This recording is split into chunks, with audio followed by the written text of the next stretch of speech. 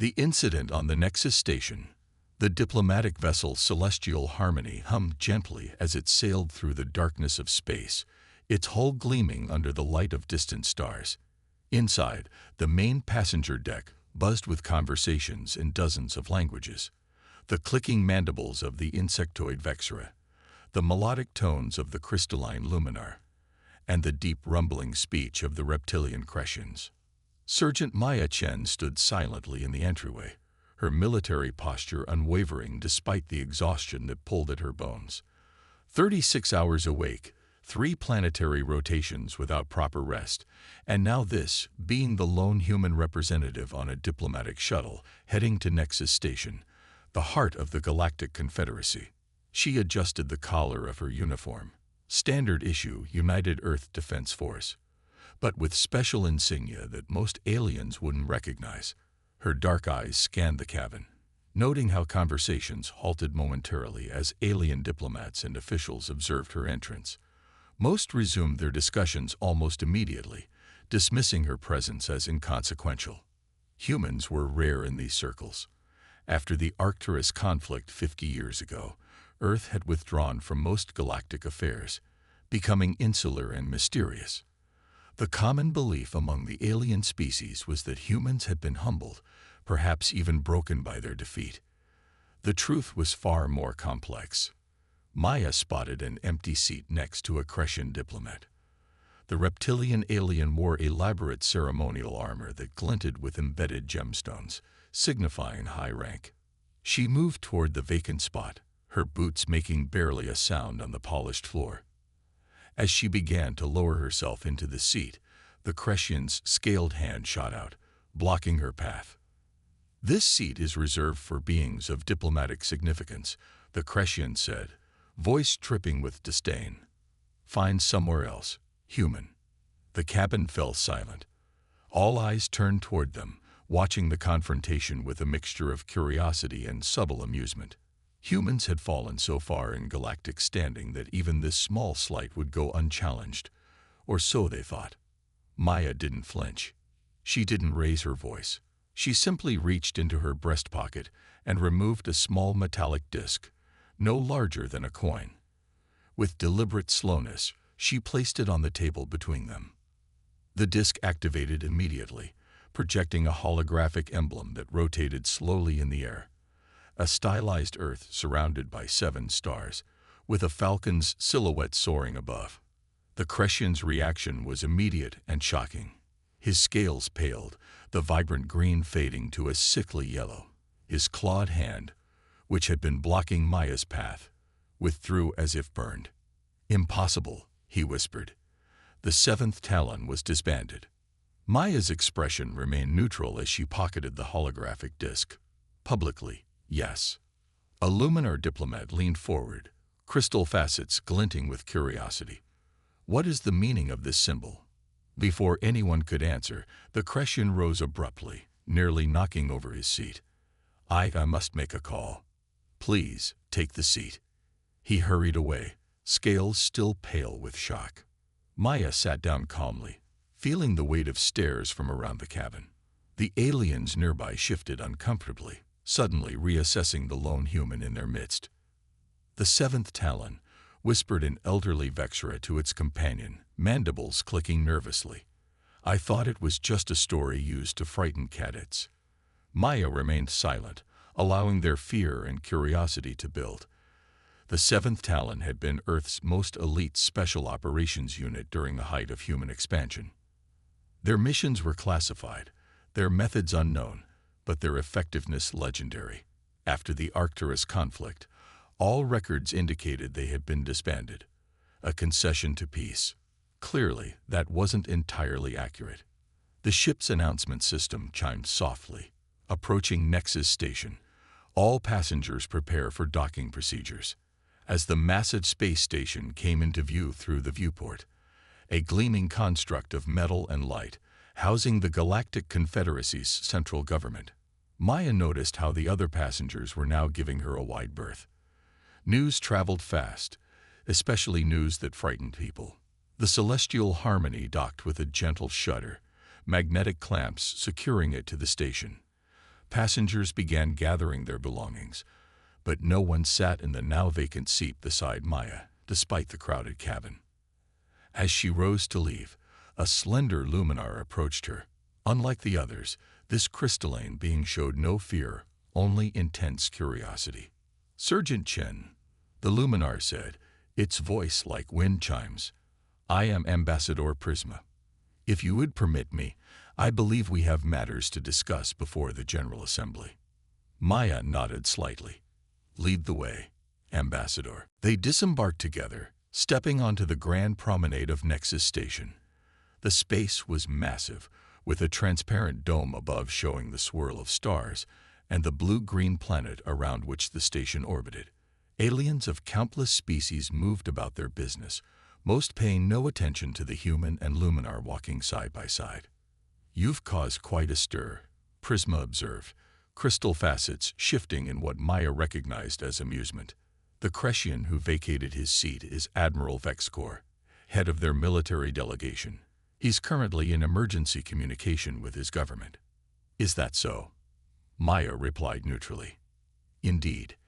And now I find myself wondering why Earth would send a member of a supposedly disbanded elite military unit to what was billed as a routine diplomatic gathering." Maya stopped walking, turning to face the luminar, perhaps for the same reason that the Nocturne Empire has been amassing warships along the Cygnus border for the past 3 months. Prisma's crystalline body stilled completely, the equivalent of a human holding their breath. "How could you possibly know about that? The information blackout has been total. Earth may have withdrawn from galactic politics, Ambassador, but we never stopped watching, never stopped preparing." Before Prisma could respond, their conversation was interrupted by the approach of a delegation of Crescians, led by a particularly ancient reptilian whose scales had faded to white with age. Flanking him were 4 security officers, their hands hovering near their weapons. "Sergeant Maya Chen," the elderly Crescian said, his voice a dry rasp. "I am High Chancellor Zorax of the Crescian Dominion. Your presence at this assembly was unexpected." Maya bowed slightly, the perfect diplomatic gesture, respectful but not subservient. "High Chancellor, Earth sends its regards." "Does it now?" The old reptilian's eyes narrowed. 50 years of silence, and suddenly the 7th Talon emerges from the shadows. "This is no coincidence." "There are no coincidences in galactic politics, Chancellor," Maya replied. "Only opportunities and threats." The Chancellor studied her for a long moment, then made a gesture to his security detail. "The Council demands your immediate presence, Sergeant Chen. It seems we have much to discuss about Earth's continued interest in galactic affairs." Maya nodded, having expected this development. "I would be honored to address the Council." As they escorted her toward the central chambers of the station, Maya could feel the shift in the air, the subtle change that comes when power dynamics suddenly realign. For decades, the galaxy had believed humans were weakened, perhaps even heading toward irrelevance. That illusion was about to be shattered. In the council chambers, representatives from 27 species waited in tiered seating, creating a semicircle around a central speaking platform. Their expressions ranged from curiosity to outright hostility, as Maya was led to the center of the chamber. The Grand Arbiter, a massive entity composed of swirling gases contained within an environmental suit, floated forward. "Sergeant Maya Chen of Earth, you have been summoned to explain your presence and purpose at this gathering. The symbol you displayed is associated with a military unit that was officially disbanded as part of the Arcturus Peace Accord." Maya stood tall, her voice clear and unwavering, as it echoed through the chamber. "Honored representatives of the Galactic Confederacy, for 50 years you have believed that humanity retreated in defeat after the Arcturus conflict. You have believed that we turned inward out of shame or weakness." She paused, looking around the chamber, meeting the eyes of those who dared to hold her gaze. "You were meant to believe exactly that." A murmur rippled through the assembly as Maya reached into her pocket again, this time retrieving not the small disk, but a data crystal that glowed with a soft blue light.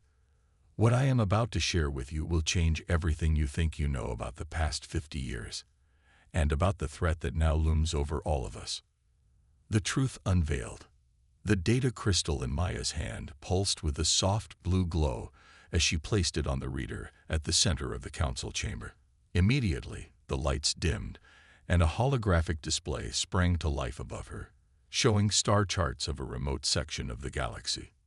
50 years ago, humanity didn't retreat from galactic affairs because we were defeated. Maya began, her voice steady and clear. We withdrew because we discovered something in the depths of space that required our full attention. The hologram shifted, zooming in on a particular region where stars seemed to be missing. Not destroyed, but obscured, as if something massive was blocking their light. We call them the Void Harvesters, Maya continued. A nomadic species that moves through space like a plague of locusts, consuming everything in their path. Resources, energy, even the very fabric of spacetime itself.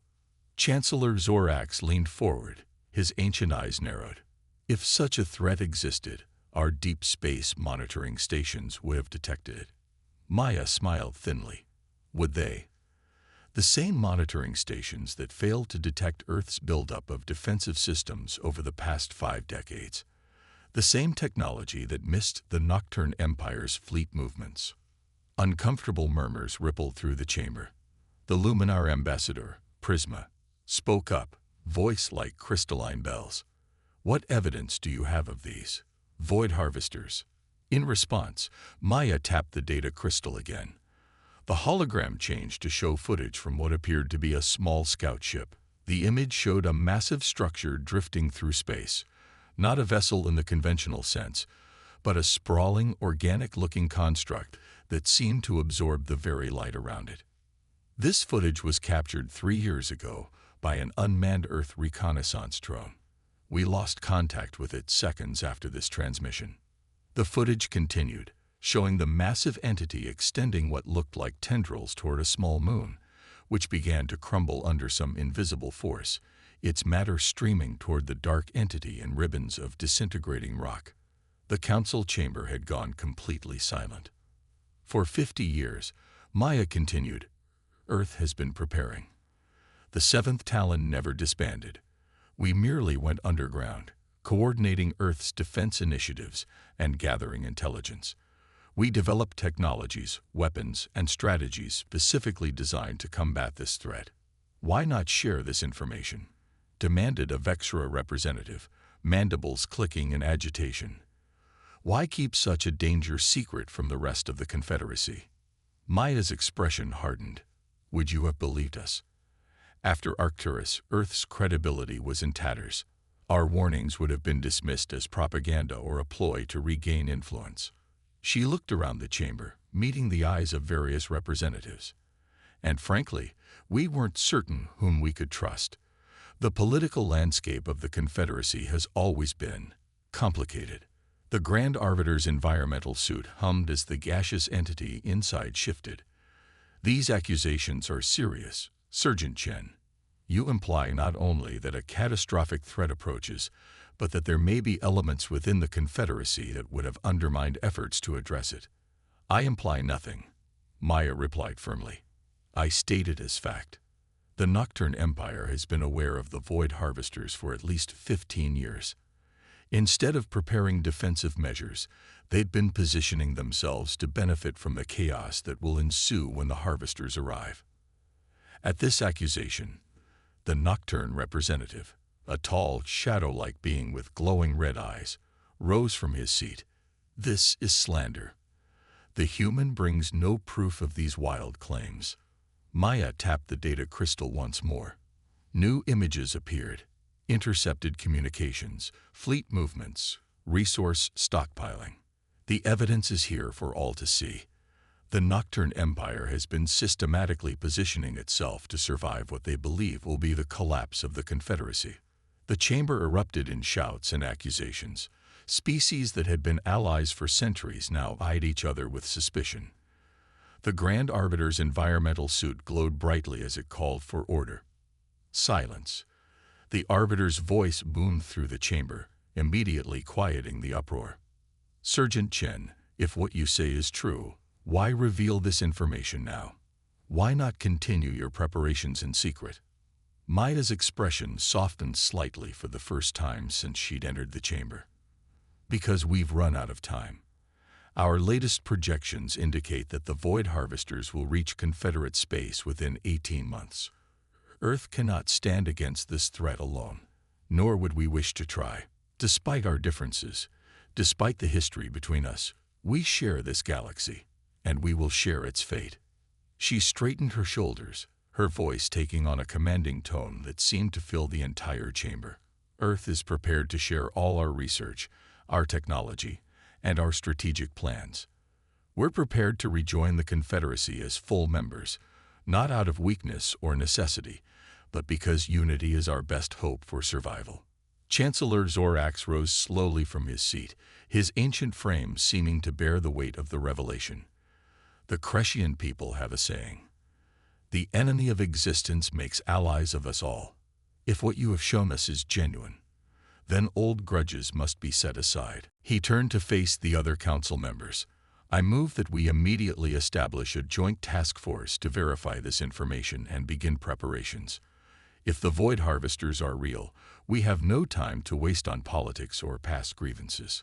One by one, representatives stood to signal their agreement.